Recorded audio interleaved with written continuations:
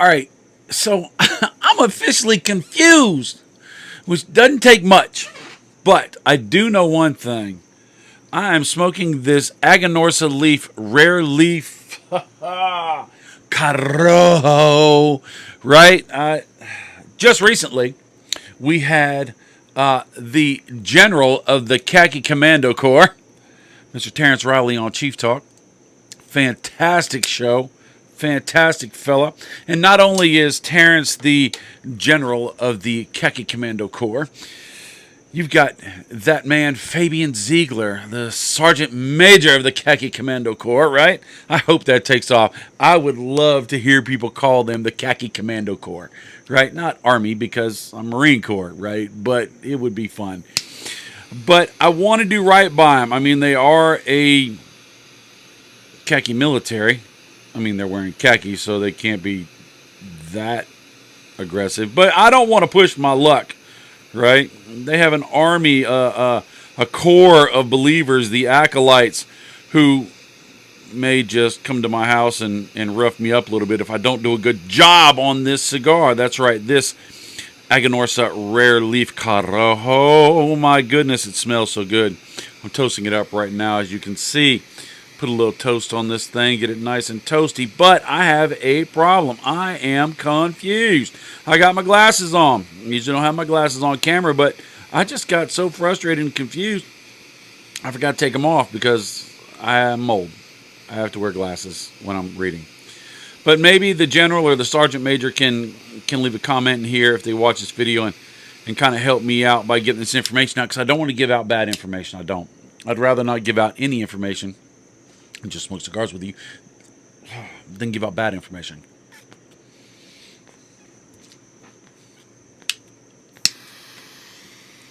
Toast it up just a little bit more. What am I talking about, Bob? What are you talking about? You're 2 minutes in, you still run your mouth about what you're confused about. For God's sakes, spit it out, boy. Spit it out. Spit it out. Let it ride. Let it go. So, when I do my research, yeah.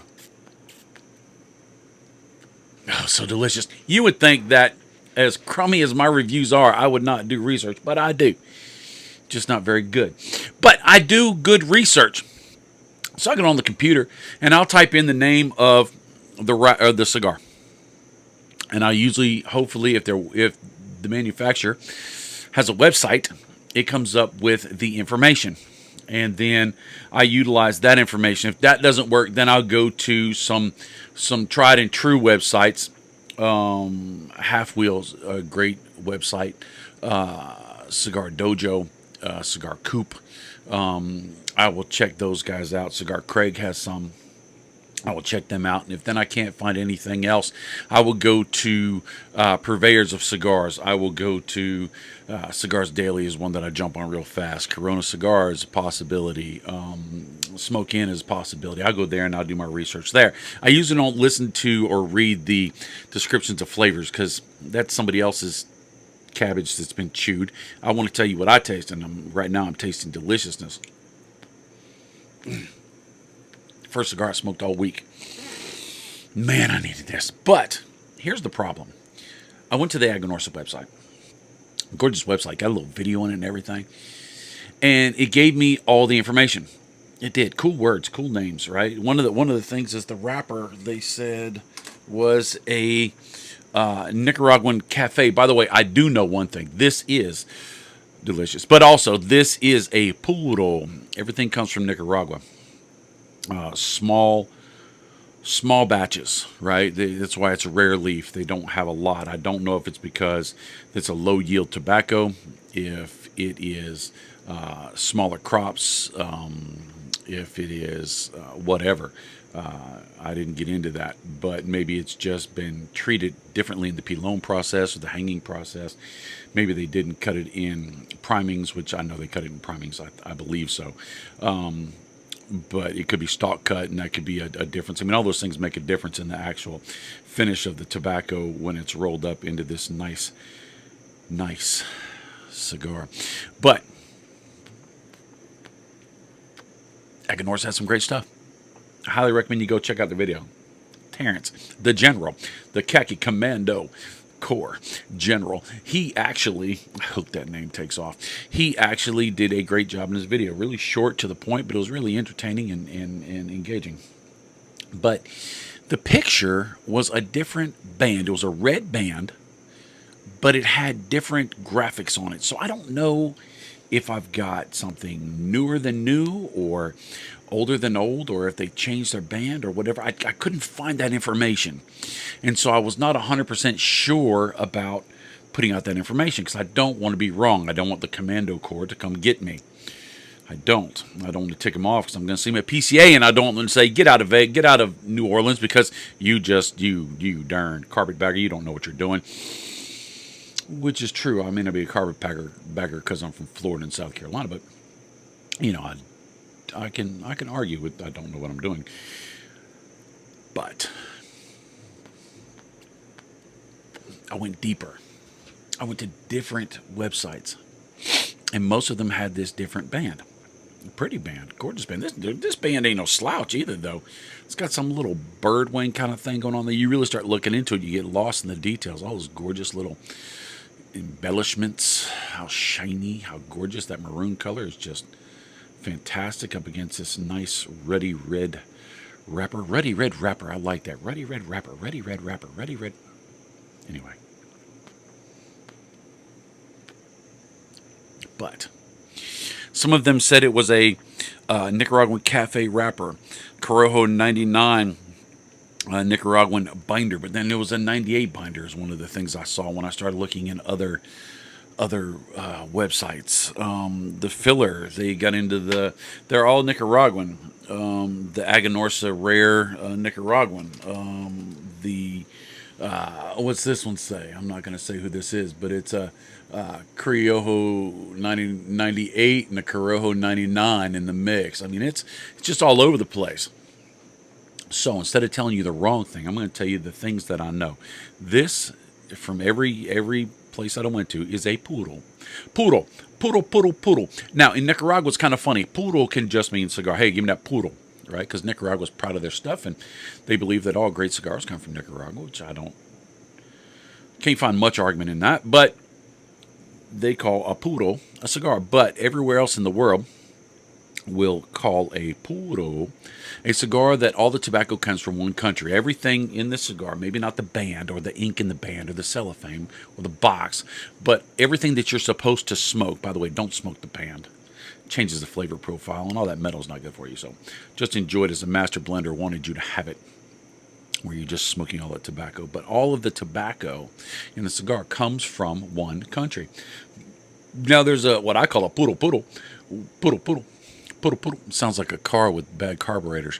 Or maybe a little me on a moped. Boy, that thing's gonna scream. Anyway, God, dog, Bob, what the heck? You having a day today? But a puro can come from one farm, right? We're talking old school, before everybody had access to tobacco. Now, Aganorsa has access to all sorts of tobacco. So one of the problems, one of the possible issues, one of the struggles, one of the challenges, let me find the right words for this. One of the challenges in making a puro is that soil makes a difference. Elevation, for some reason, makes a difference. Cloud cover makes a difference. Seed varieties, temperature makes a difference. So if you have all the tobacco coming from one region of the country, of the world, then that tobacco can kind of be the same. Now, you have differences, and like I said, you can change it in the way that you do primings or you do stock cut.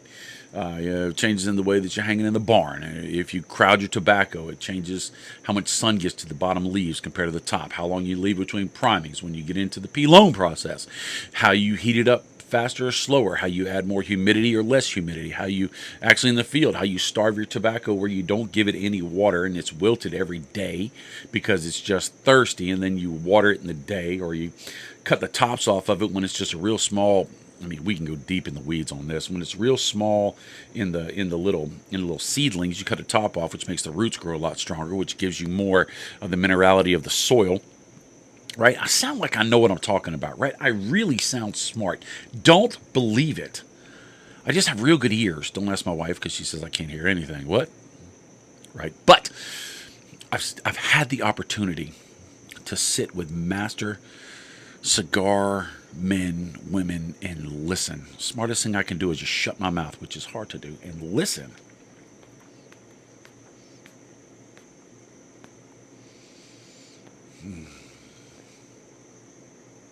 Because they will just talk. And I will pick up that information like a recorder. And I'll be able to share it with you. This is none of my information. I have never, I've been in tobacco fields. I've been in barns. I've been in the P-loan process. I've been in there. But I never put my hands in it. I just learned from other people's wisdom and knowledge. And luckily I've been blessed to be around people that really, really, really, really, really know their stuff. But all of that makes a difference. And the problem with the puro is that it may just be one note. It is very difficult to take just one location and make it have a complex experience where you're not just tasting. Now, I'm not saying puros are bad, because if you like leathers, and this tobacco has lots of leathers in it, and that's all you like, leathers, golden raisins, all of that, you like that. Or you like something spicy, you like minerality turned earth, you like a little bit of black pepper, you like a little bit of white pepper if you want to get all fancy, right? Oh, so good. I'm talking too long.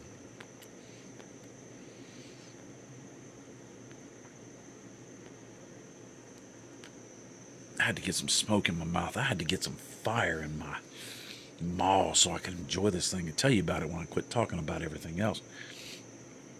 But for me, if it's a one note cigar, right, just hitting one flavor profile, I get kind of bored. I do, especially a 6-inch cigar like this. I want to have something that's going to give me that American experience. I had to sneeze. Dang it. Dude. Sorry. I wish I knew how to edit. I wish Chief was here. He could edit that out, but I told you I'm not that good. Anyway, this doesn't have that. They have worked hard.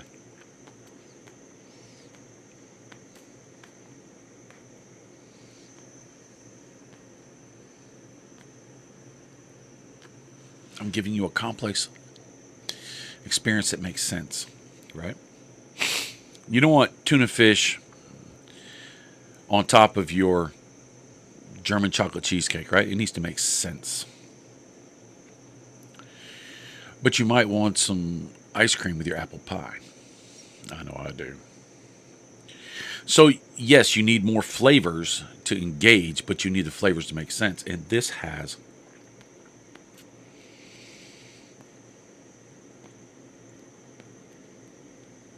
a nice minerality turned earth. It does.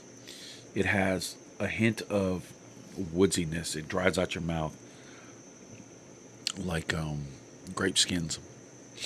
I'm getting a little bit of espresso notes, dark espresso in the background, maybe a little bit of super dark chocolate. Not the milk chocolate, not the Easter Bunny chocolate, but a dark chocolate.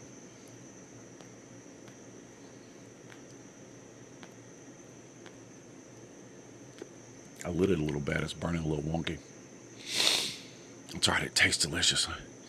Smoke fills your mouth like cotton candy. Oh, it's amazing. Fantastic. It gives you a gritty finish. It hangs in there. It just kind of grabs you a little bit. There's a little bit of, when the smoke blows out, what I mean by finish. Finish is between the puffs, right? That moment of pause where your mouth is just enjoying what it's experienced, and then it's about to savor the opportunity to experience it again in the next puff, which I'm going to do right now.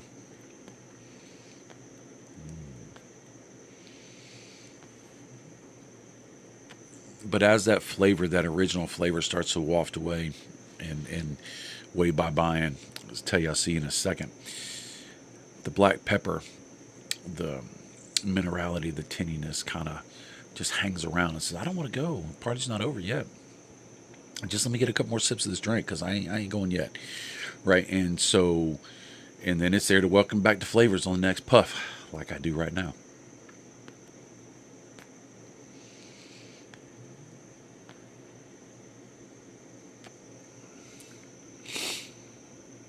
The burn's not perfect, but I think that may be my error because when I was toasting it up and I lit it the second time, I caught myself running up the side of the wrapper. So I think that's operator error, but delicious, delightful, to wonderful. If you want something that's full in flavor and feels like it's about medium in the vitamin N, this may be something you want to get a hold to. Now it is rare leaf. It is not easier to get a hold of than some of the other Aganorsas. One thing I do know is Aganorsa has a flavor profile for everybody, something that you're going to enjoy, something that you're going to like. Just recently, I guess last month, I reviewed this one. This one tastes totally different than this one. So, if if if you would go check out that video because I need the views, and you might like it. But Terrence, if you are watching this, or Fabian, the general and the sergeant major, if y'all are watching this, which would be great, I'd just like to ask you to leave a comment in the comment section to just kind of discuss the band differences and maybe give the blend on this band so that I know what I know, and the people can kind of grab that information because I like to be smarter. Make me smarter, would you? I'd appreciate it. Family, I'm going to smoke this thing down until it's nothing but a what? Nothing but a thought. I hope you have a great day. I hope everything you smoke is fantastic. If you want to get something good, I'd get an Aganorsa. One of the companies that's going to give you an experiential, a pause, an experience of peace. Everybody needs a pause. If you don't take it, everybody's going to take it from you. So take your pauses. Charge them batteries. Have a great day. I love you. Let me take these off. There we go. Not that they look any better. I look better in the dark, but that's okay. I'll see you later. Later, Tater.